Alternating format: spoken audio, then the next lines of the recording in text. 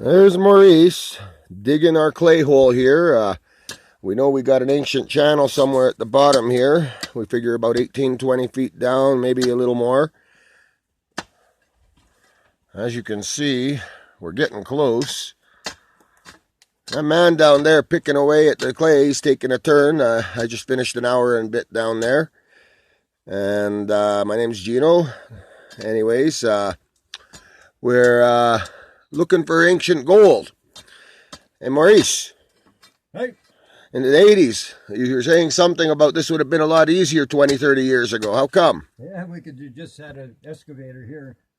It would have took us 10 minutes to do the same thing, and it took me a month to dig this thing out. Well, actually, more than a month. We started this hole on June 18th. Yeah. It's now August 22nd. We're 62 days on this hole now. Yeah, with an excavator, it would have took me 10 minutes.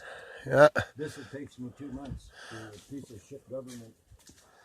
Yeah, well, you know, I'm telling you, people, this is real prospecting here. You know, you can't give up when you know you got something. We know we got something good down there. I'm not going to disclose how we know, but we do know. And we're not going to disclose the location of this hole either for safety reasons. And also, we don't need some jackass claim jumping us or screwing our hole up. So anyways, this message is for our new government, the NDP and Green Party. You got a lot of prospectors scared out there on how you're going to handle our regs, seeing as we're so over-regulated already. We literally have to spend thousands and file tons of paperwork just to use an excavator to dig this little hole here. Oh, 1 sec here. Oh, I got it, Morris. That's what we have to do. Yeah, Morris has to pass me it up one little bucket at a time. And this is a really hard clay, as you can see. I can't even break it apart with my hand here. Oh, there we go. But this is 20 feet of clay that we've dug through so far. We've moved about 60 yards of material. And, yeah, to our NDP and Green government. You know, I'm trepidatious about what you guys are going to do with us here as prospectors. We've seen the fairmining.ca from the native elders, and they want to shut us down completely. And I just don't see any point in that, seeing as this is good, honest work. If anything, Mr. Weaver and Mr. Horgan, I ask you to please do some scientific, non-biased studies where you have all the stakeholders involved rather than using information provided by the Sierra Club or World Wildlife Foundation or Trouts Unlimited, because that's biased science. We've seen the videos they've put out, and they're not prospecting.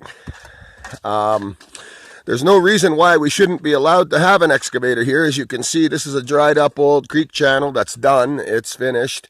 It gets a little bit of water in June and right about halfway through July, and then it dries up again. It's just a runoff creek. So it's not an official fish-bearing creek. There's no harm done to the environment, and we could be doing this work a heck of a lot safer if you guys would make life a little easier for us old prospectors. I just want to say to our NDP and Green government, maybe you can show us that the Liberals did do it wrong. Maybe you can open up things, make it a little easier for a man to earn a living. And, you know, it's just a real shame that we're not doing more to support our self-created professionals who actually go out there and learn on their own and work hard their whole lives to attain a dream because for whatever reasons they couldn't go out to university or get a great education. So this is an appeal to the Ministry of Environment and our leaders to really take a serious second look at the rules and regulations that are surrounding prospectors these days, because quite frankly a lot of them are absolutely insane. Such as the newest little piece of work that says that we can't dig within 1 meter of the water line, effectively cutting us off from pretty much any gold near a stream. This is the only easy gold that's out there near streams, and you know, there's absolutely no deleterious material that would go into a stream if somebody was digging in a gravel bar. But for some reason, someone at the ministry thought that it would be wise to say that we can't even dig a hole in the water line. So Andrew Weaver, John Horgan, or any other minister of the environment or minister of the BC government that's listening, I really do beg of you, you know, it's still out there and it's still possible for a little man to go out and make a living. Give us the chance. That's all we're asking. We're not asking you to throw in tons of money at us. We're asking you to just be fair with us.